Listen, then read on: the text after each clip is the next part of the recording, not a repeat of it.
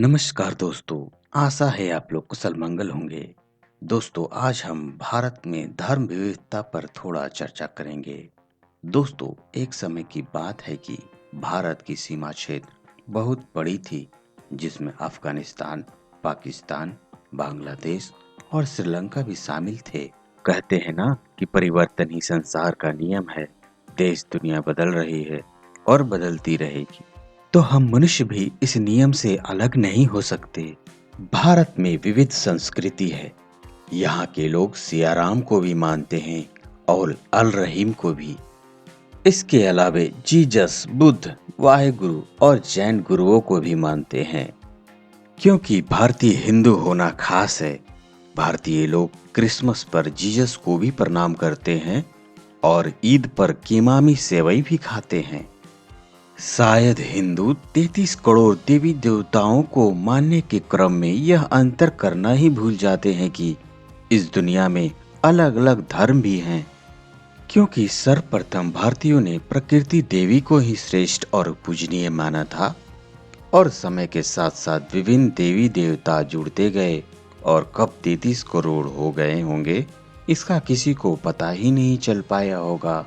तो अगर भविष्य में शायद ऐसा भी हो सकता है कि भारतीय दूसरे धर्म के ईश्वर और गुरुओं को भी अपनी 33 करोड़ देवी देवताओं में शामिल कर लें, तो इसे कोई अजूबा नहीं कहा जा सकता।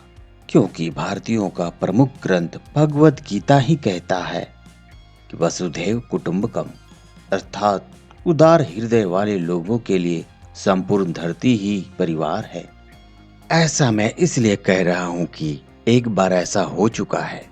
बुद्ध धर्म जो हिंदू धर्म से है, पर हिंदू मान्यताओं और वैष्णव पुराण के अनुसार भगवान बुद्ध श्री विष्णु के 9वें अवतार हैं। भागवत गीता में लिखा है, यदा यदा हि धर्मस्य ग्लानिर्भवति भारत अभ्युत्थानम धर्मस्य तदात्मान सृजाम्यहम्। अर्थात जब जब इस पृथ्वी पर धर्म की हानि होती है, विनाश का कार्य होता है और अधर्म आगे बढ़ता है, तब तब मैं इस पृथ्वी पर आता हूँ और इस पृथ्वी पर अवतार लेता हूँ। यहाँ मैं का अर्थ उस एकेश्वर से है जिसका कोई धर्म नहीं होता है और वह बिना भेदभाव कर इस धरती पर सबके साथ न्याय और धर्म की स्थापना करता है, जिसे बाद में हिंदू उन्हें अपने धार्मिक ग्रंथों में शामिल कर लेते हैं।